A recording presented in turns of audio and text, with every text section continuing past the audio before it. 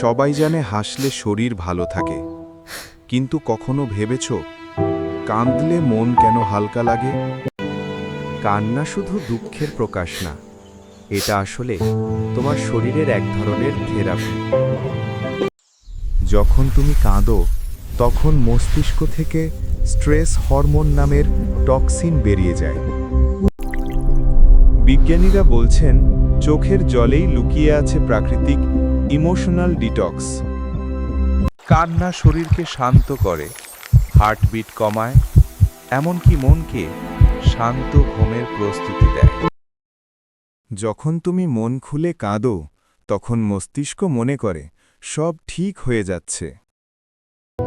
তাই কান্নার পর হঠাৎ যে হালকা লাগে, সেটা আসলে মস্তিষ্কের রিসেট বাটন টিপে দেওয়ার ফল।